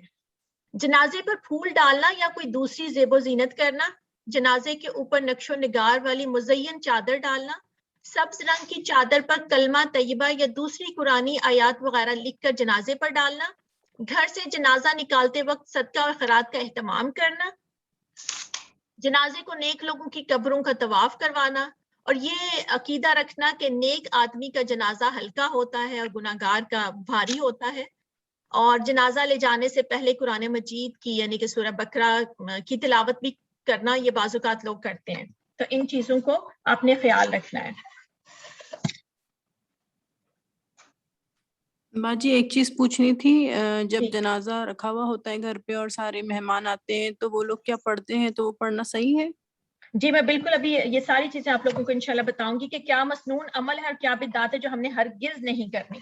ये जो आपका नेक्स्ट आ रहा है ना टॉपिक, जी इसी में मैं इंशाल्लाह ताला ये सारी चीजें आप लोगों की कवर करूंगी।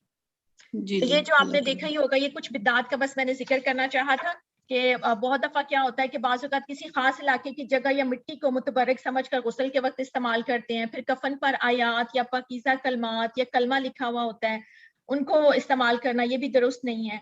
और खाना काबा के जो वो गुलाफ होता है उसके धागा आंखों पर रखना, फिर ये कि जमजम का पानी छिड़कना, ये सब गैर जरूरी है, इन सब से हमें बचना चाहिए।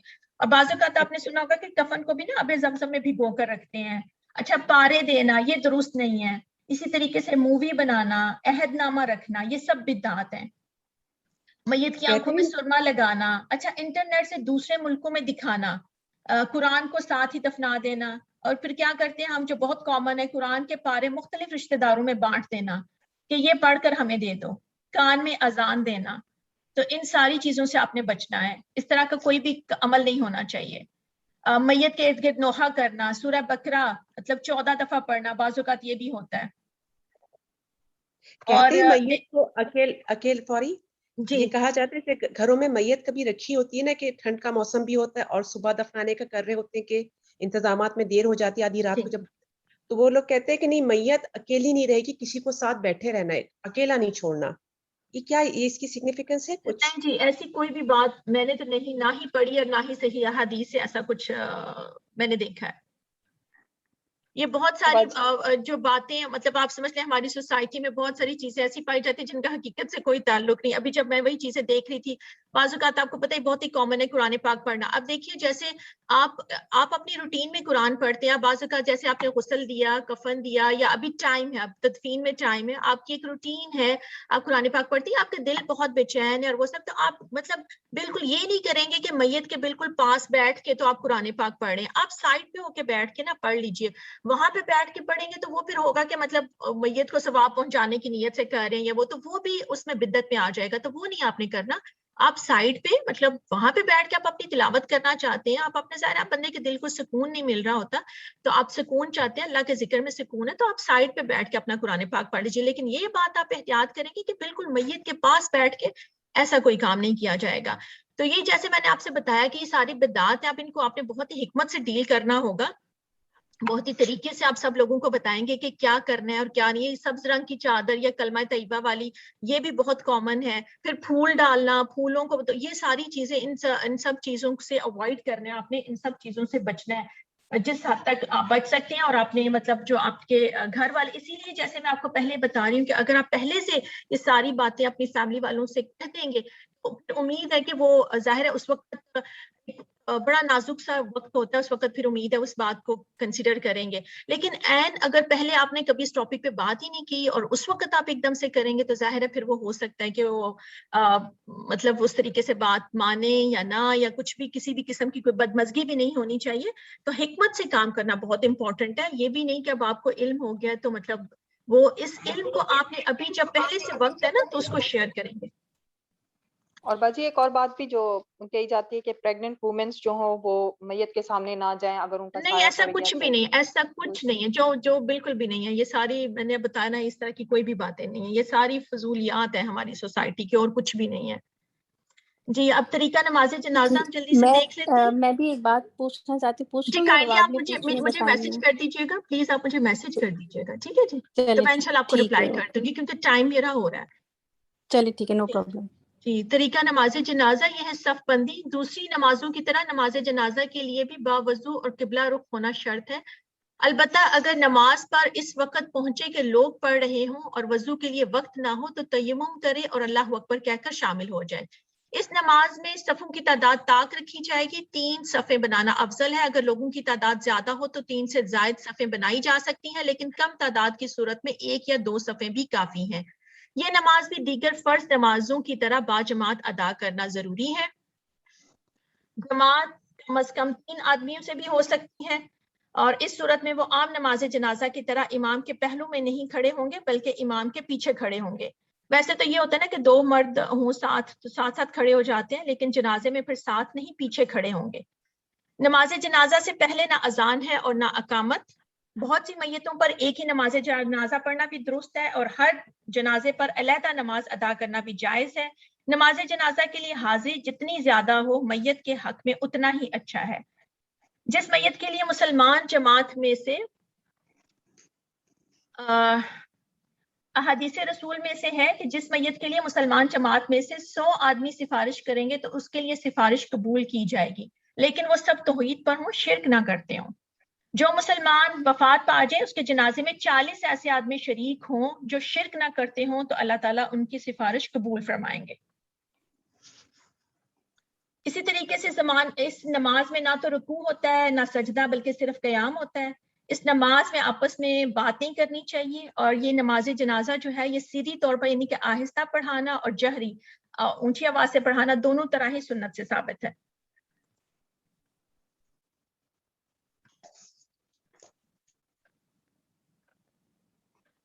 تکبیرات نماز جنازہ پڑھنے کا طریقہ, اس میں 5 4 5 اس نماز میں 4 5 اور 9 تکبیروں تک پڑھنا نبی کریم صلی اللہ علیہ وسلم سے ثابت ہے. البتہ 4 تکبیروں سے متعلق احادیث قوی اور کثیر ہیں.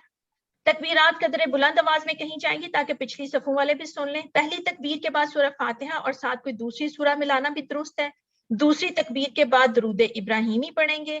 تیسری تکبیر کے بعد میت کے لیے بخشش کے لیے مسنون دعائیں, اور چوتھی تکبیر کے بعد آہستہ سلام پھیرنا.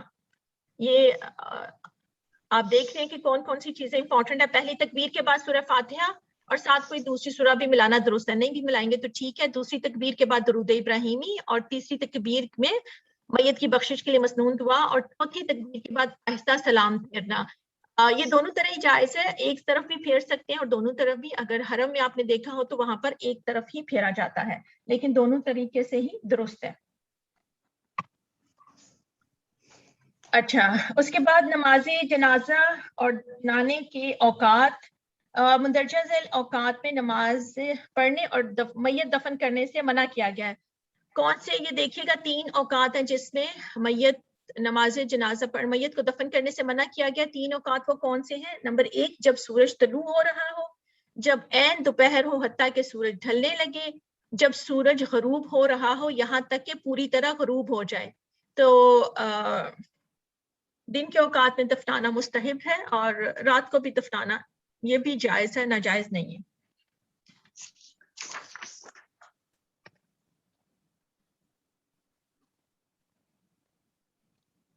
जुल्म की तलाफी रसूलुल्लाह सल्लल्लाहु अलैहि वसल्लम ने फरमाया, अगर किसी शख्स ने दूसरे शख्स पर जुल्म कर रखा है, चाहे वो जानी जुल्म हो या माली जुल्म हो, आज वो इससे माफी मांग ले या सोना चांदी देकर इस दिन के आने से पहले हिसाब साफ कर ले जिस दिन ना दिरहम होगा और ना दिनार होगा, ना ही सोना चांदी, और ये सब होता भी तो कुछ काम नहीं आएगा।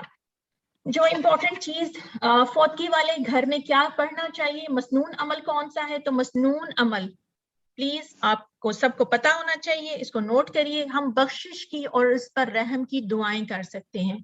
इसके अलावा मैयत के अच्छे और साफ बयान करें, बुराइयां बयान नहीं करनी, और ज्यादातर कोशिश भी यही करनी है कि चाहे मर्द हजरात हैं या खवातीन हैं, फौत शुदा इंसान के लिए मगफरत की दुआएं करें। और जिस घर में वफात हो उनके घर में खाना पका कर भिजवाना ये सुन्नत है, इस बात का ख्याल रखिएगा। और बिदात मैंने आपके साथ जिक्र कर दी है कि कौन कौन सी हैं। अब मुझे कुछ सवालों के जवाब दे दीजिएगा। क्या नमाज जनाजा से पहले अजान या अकामत है? नहीं है जी, ठीक है जी। नमाज जनाजा पढ़ने का तरीका बताइएगा, उजाला नियाजी। जी, बावुज़ू हों, किबला रुख हों, और कोशिश करके ताक अमाउंट की सफ़ें बनाएं। अगर लोग कम हों तो 1 या 2 भी बनाई जा सकती हैं। जी, ये सफ़ों में आ जाएगा। मैं जैसे पूछ रही थी ना कि नमाज जनाजा पढ़ने का तरीका, तो फिर उसमें आपको पता है ना, जो 4 पॉइंट्स अभी हम लोगों ने किए थे वो 4 पॉइंट्स आप लोग जिक्र करेंगे, ठीक है? कि पहली तकबीर के बाद से सूरह फातिहा, फिर दूसरी तकबीर के बाद दुरूद इब्राहिमी और जो भी था, ठीक है जी? ठीक है जी, ठीक है। अच्छा, आप मुझे बताइए, क्या खवातीन नमाज जनाजा पढ़ सकती हैं? जी, पढ़ सकती हैं। बिल्कुल ठीक है। ठीक है, तो आप मुझे बताएंगे कि किन 3 औकात में नमाज जनाजा पढ़ने से और मैयत को दफन करने से मना किया गया? तैयबा वकार आप बता दीजिए। जब सूरज तुलू हो रहा हो, और जब दोपहर हो, जब हत्ता कि सूरज ढलने लगे, और जब सूरज गरूब हो रहा हो यहाँ तक कि पूरी तरह गरूब हो जाए। ये 3 औकात ज़वाल के होते हैं, इसमें शायद नमाज नहीं होती इस वजह से।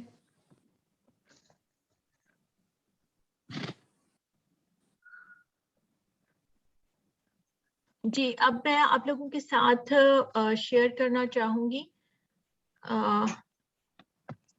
जो भी एक वो गुस्ल का तरीका है, और आप लोगों ने प्लीज उसको गौर से देखिएगा। वीडियो एक शेयर करूंगी, उसको प्लीज आप देख लीजिएगा और अपनी चीजें नोट कर लीजिएगा, और कोई भी क्वेश्चन अगर आपका रहेगा तो लिख लीजिएगा और मुझे भिजवा दीजिएगा प्लीज।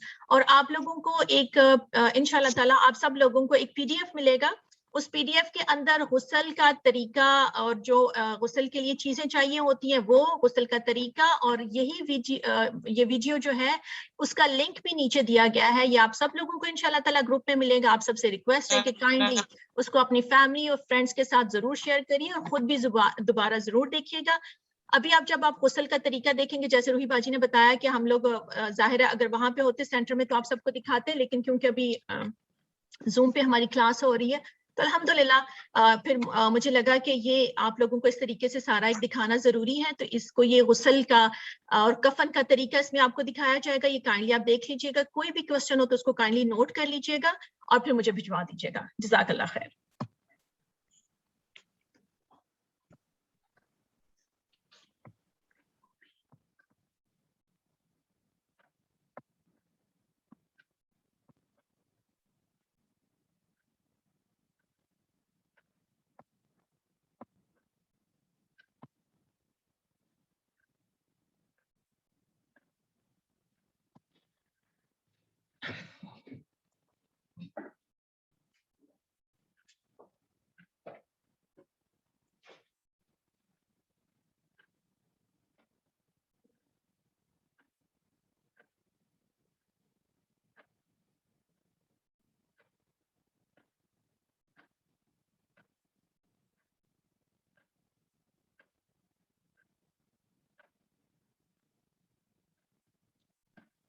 क्या क्लास खत्म हो गई है या हमें नहीं जी, नहीं, बस थोड़ी देर के लिए वो मैं आप लोगों को प्ले करती हूँ, बस जस्ट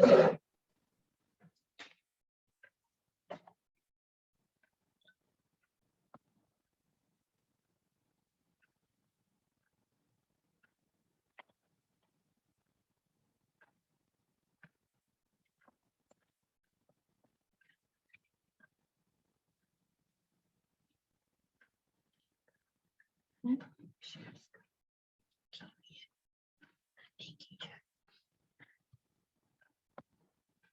आप अच्छा ये देख लो।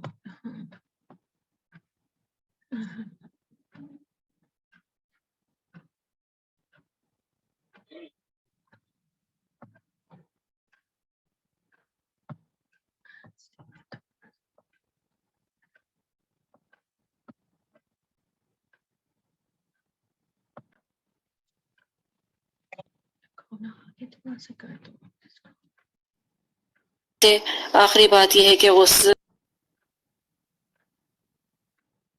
आऊज़ु बिल्लाहि मिनश शैतानिर रजीम, बिस्मिल्लाहिर्रहमानिर्रहीम। आइए अब हम एक औरत मैयत को गुस्ल और कफन पहनाने का तरीका सीखते हैं। वफात के फौरी बाद मैयत की आंखें बंद कर दीजिए। मैयत के हाथ और पांव सीधे कर दें। फिर मैयत को एक गहरे रंग की चादर से ढांप दीजिए। मैयत का मुंह खुला रह गया हो तो जबड़े की तरफ से एक चौड़ी सी पट्टी या कोई कपड़ा लेकर सर की तरफ ले जाकर बांध दीजिए। इसी तरह से एक और कपड़े की पट्टी लेकर पाँव के दोनों अंगूठे मिलाकर हल्के से बांध दीजिए। गुस्ल के बाद ये पट्टियाँ खोल दी जाती हैं। मैयत ने कोई ज्वेलरी या घड़ी वगैरह पहन रखी हो तो वो भी उतार दें। सर के बाल भी खोल दीजिए और अगर कोई क्लिप वगैरह लगा हो तो उसको भी निकाल दिया जाए। गुस्ल करवाने में मददगार लोग बिस्मिल्लाह पढ़कर वुज़ू कर लें। अगर अटैच बात हो तो फिर बाथरूम में दाखिल होने वाली दुआ भी साथ साथ ही पढ़ लें, अल्लाहुम्मा इन्नी आऊज़ु बिका मिनल खुबुस वल खबाइस। इसके साथ साथ ये तमाम लोग अपने गाउन्स, दस्ताने और मास्क वगैरह भी पहन लें। अब मैयत को नहलाने के लिए पानी की तैयारी कर लेते हैं। उसके लिए 2 अदद बाल्टियों में नीम गर्म पानी भर लिया जाए। ये बेरी के पत्ते हैं। अगर बेरी के पत्ते ताज़े हों तो उनको उबले हुए पानी में डाल दें और फिर छलनी की मदद से दोनों पानी की बाल्टियों में उनको मिला दीजिए।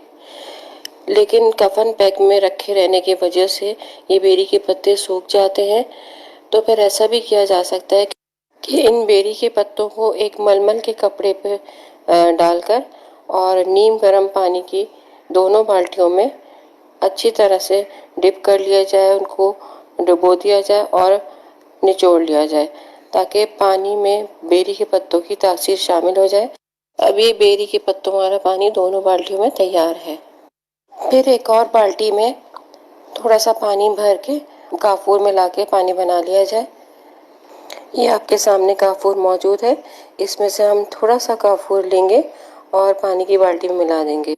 हम ऐसा भी कर सकते हैं कि अगर नहलाने के बाद पानी की बाल्टियों में पानी बच जाए तो काफूर उस वक्त भी मिलाया जा सकता है ताकि पानी ज़ाया ना हो और पानी को बचाया जा सके। मैयत को गुस्ल के तख्ते पर लिटाने के लिए एक चादर मैयत के नीचे डालकर और उसको तमाम लोग मिलके उठा के तख्ते के ऊपर लिटाते हैं।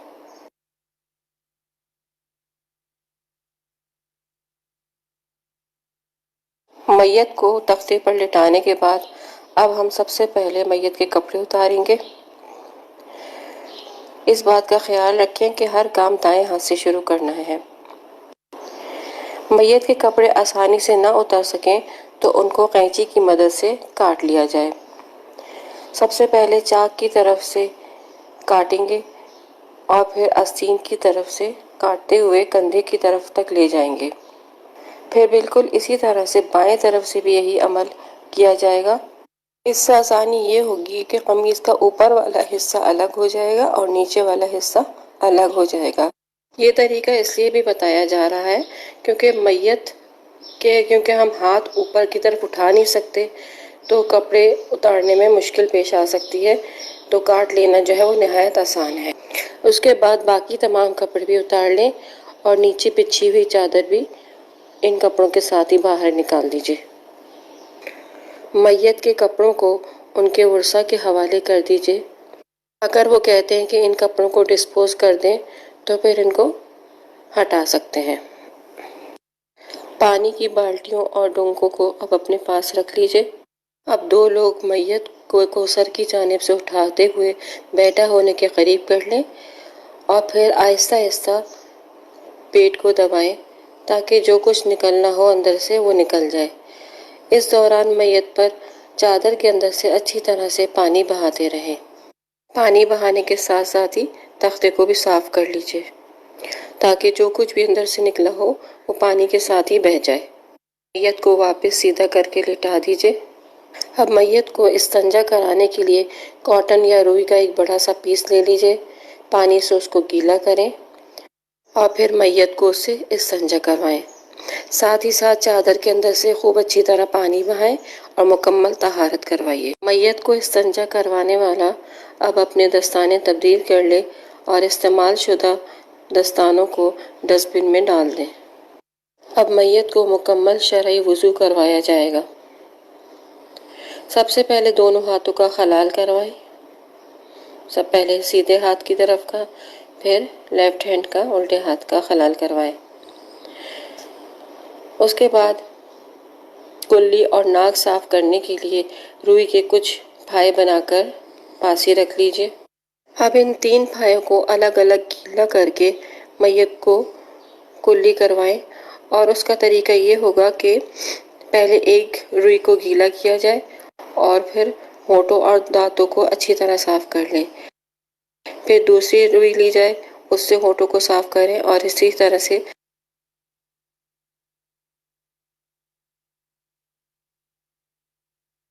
تیسری روئی کو گیلا کر کے میت کو اس طرح 3 بار کلی کروائی جائے گی۔ اب ناک صاف کروانے کے لیے مزید روئی کے 3 پھائے لے لیے جائیں اور میت کے دونوں نتنوں کو باری باری 3 بار صاف کروا دیا جائے۔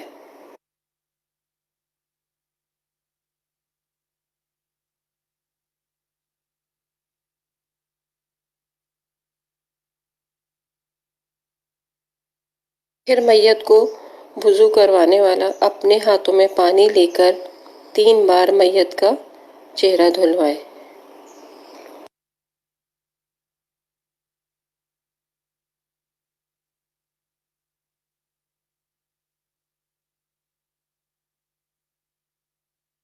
اب میت کا دایاں ہاتھ 3 بار کہنی تک دھلوائیے۔ بالکل اسی طرح سے بایاں ہاتھ بھی 3 بار کہنی تک دھلوایا جائے گا۔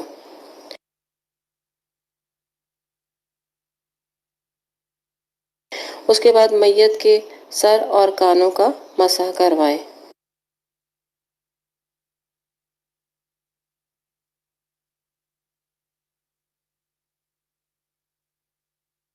اب میت کے دونوں پاؤں دھلوائے جائیں گے۔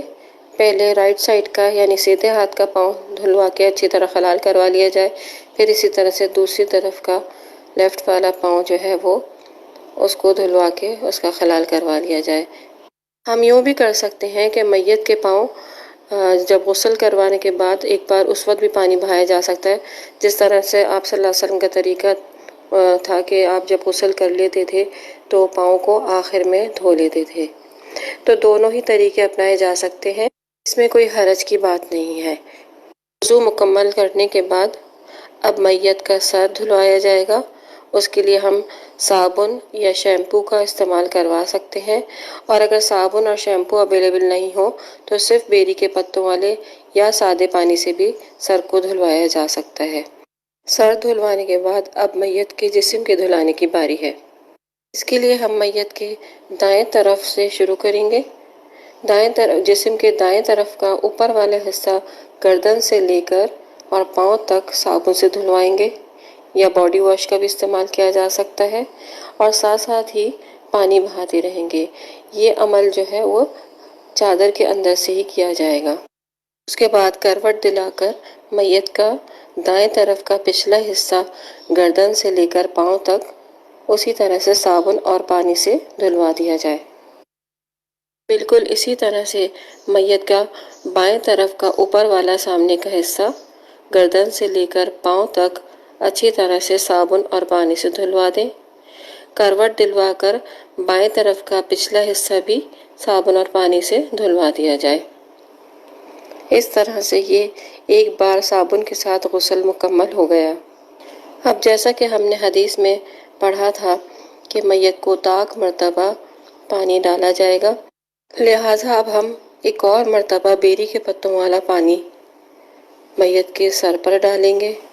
پھر اسی طرح سے دائیں کی طرف اوپر والے حصے پہ پانی ڈالیں گے، کروٹ دلا کے دائیں طرف نیچے کی جانب پانی بہایا جائے گا، بائیں طرف کے اوپر والے حصے پر پانی بہایا جائے گا، پھر کروٹ دلا کے بائیں طرف کے نچلے حصے پر پانی بہا دیا جائے گا.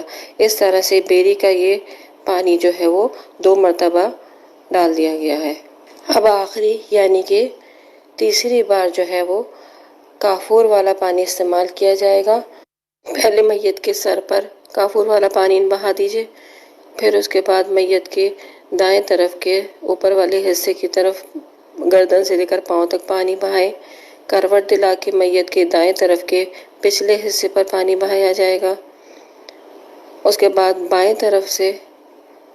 طرف کے سامنے والے حصے یعنی اوپر والے حصے کی طرف پانی بہایا جائے گا، پھر کروٹ دلا کر بائیں طرف کے پچھلے حصے پر پانی بہایا جائے گا. اس طرح سے 3 بار میت کے پانی بہا دیا گیا ہے. اور اب ہم مزید یہ بھی کر سکتے ہیں کہ اگر ہمیں 5 مرتبہ پانی ڈالنا ہے تو 4 مرتبہ بیری کے پتوں والا پانی استعمال کیا جائے گا، بہایا جائے گا، اور آخری جو 5ویں مرتبہ کا پانی ہوگا وہ کافور والا پانی استعمال کر سکتے ہیں. غسل کا مرحلہ مکمل ہو چکا ہے. اب میت کے جسم کو خشک کرنے کے لیے گیلی چادر ہٹا کر 1 عدد باز سائز کا تولیہ اور ایک اور موٹی چادر لے لی جائے اور ان دونوں کو میت کے اوپر خشک کرنے کے لیے ڈال دیا جائے. اب ایک اور بڑے سائز کی چادر اس میت کے نیچے اس طرح سے بچھائی جائے تاکہ میت کو جب تختے پر سے اٹھانا ہو تو آسانی کے ساتھ اٹھا کر جس جگہ پر کفن بچھایا ہے وہاں پہ لٹایا جا سکے. آئیے اب ہم کفن پہنانے کا طریقہ دیکھ لیتے ہیں. اس کے لیے سب سے پہلے کفن پیک میں موجود 3 عدد کی چوڑی پٹیاں جس چرپائی پر کفن بچھانا ہے وہاں پہ ترتیب بار ان پٹیوں کو بچھا لیا جائے. ایک پٹی درمیان میں بچھائی جائے گی، ایک بازو کی طرف اور ایک گھٹنوں کی طرف بچھا لی جائے گی. اس کے بعد کفن کی تینوں چادریں برابر کر کے بالکل صفائی کے ساتھ چرپائی کے اوپر بچھا لی جائیں.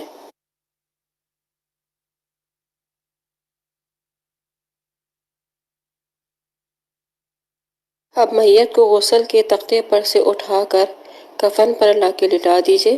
اور اس کے لٹانے کا طریقہ یہ ہوگا کہ سر اور پاؤں کی طرف سے کچھ کپڑا چھوڑ دیا جائے تاکہ سر اور پاؤں کی طرف پٹیاں باندھنے میں آسانی ہو سکے.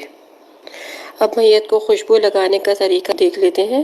میت کو خوشبو لگانے کے لیے کافور یا کوئی بھی خوشبو اس کے سجدے والے مقامات یعنی کہ ماتھا اور ناک، دونوں ہاتھوں کی ہتھیلیاں، دونوں گھٹنوں کے اوپر اور دونوں پاؤں کے اوپر کی کافور کو لگا لیا جائے گا.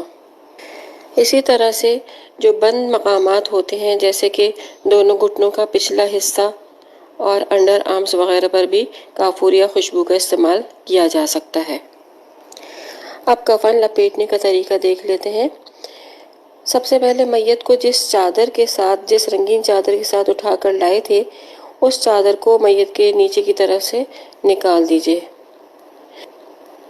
کفن کی پہلی چادر کا دایاں حصہ لیں گے پہلے اور اس کو بائیں طرف لے جا کر اچھی طرح سے دبا دیں گے اور اس کے ساتھ ہی جو اوپر رنگین چادر اور تولیہ ڈالا گیا تھا اس کو نکال دیں گے.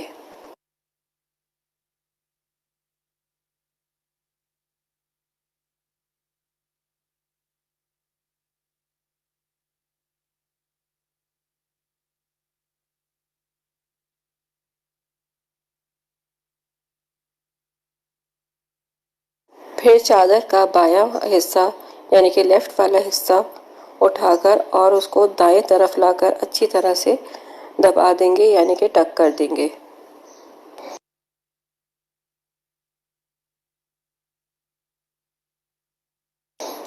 चेहरे की तरफ से चादर को खुला रखेंगे और जो चादर के दोनों कोने हैं उनको फोल्ड कर देंगे, इस तरह के जैसे किसी कॉलर को फोल्ड करा जाता है। जी, अब मैयत के बालों को बांधने का मरहला है। सबसे पहले मैयत के बालों के 3 हिस्से किए जाएंगे। एक हिस्सा माथे की तरफ से उठाया जाएगा और 2 साइड की तरफ से। अगर बाल मैयत के लंबे हों तो इन 3 लिटों की 3 अलग अलग चुटियां बना ली जाएंगी, और अगर बाल छोटे हैं तो बस यूं ही 3 लिटों को अलग अलग ट्विस्ट कर लिया जाएगा। अब इन 3 लिटों को या 3 चुटियों को आपस में मिलाकर और मैयत की गर्दन की तरफ दबा दिया जाएगा, पीछे की तरफ यानी कि डाल दिया जाएगा। बालों में कंघी वगैरह भी की जा सकती है। अब आप सोच रहे होंगे कि मैयत का सर कैसे ढांपा जाएगा। इसके लिए हम देख लेते हैं कि सर की जानिब जो चादर का ज़ायद हिस्सा बाकी बचा है उसको थोड़ा सा मोड़कर और सर माथे की तरफ लेकर आएं ताकि स्कार्फ का शेप बन जाए, और फिर चादर के दोनों कोनों को दाएं से बाएं और बाएं से दाएं लाकर गर्दन के पीछे की तरफ लपेट दें। इस तरह से ये स्कार्फ टाइट होकर लपेट दिया जाएगा। एक और तरीका ये भी है कि पहले मैयत के सर का स्कार्फ बना लिया जाए और फिर पहली चादर के दोनों कोने आपस में दाएं से बाएं और बाएं से दाएं लाकर दबा दिए जाएं। लेकिन चूंकि ये आपको आसान तरीका सिखाया गया है तो यही तरीका हमें कर लेना चाहिए।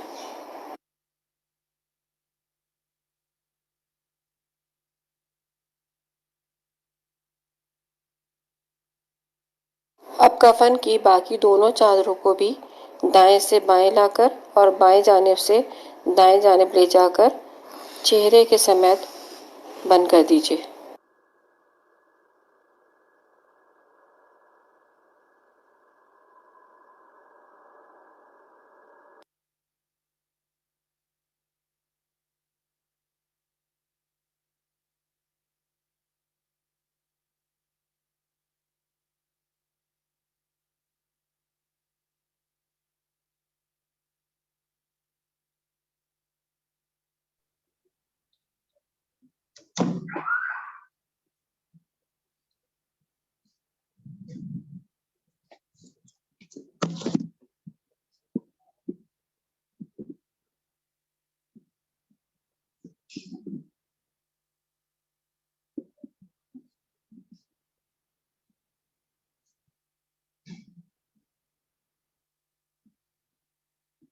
अब इस कफन को हमें पट्टियों की मदद से बांधना है। तो हम देख लेते हैं कि जो हमने पहले पट्टियां बिछाई थी और तरतीबवार उसी तरह से उनको बांधना शुरू करें। सबसे पहले बाजू की तरफ जो पट्टी बिछाई गई थी उसको बांध लिया जाए।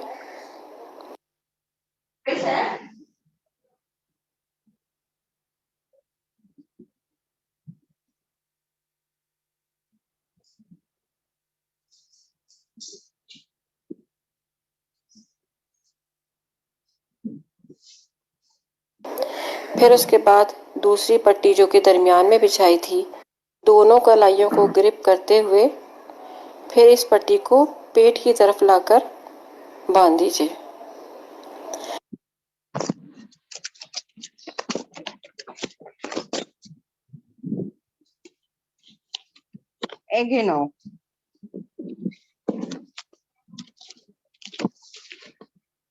तीनों पट्टियों को फ्लावर नॉट यानी कि फूल घेरा बनाई जाए।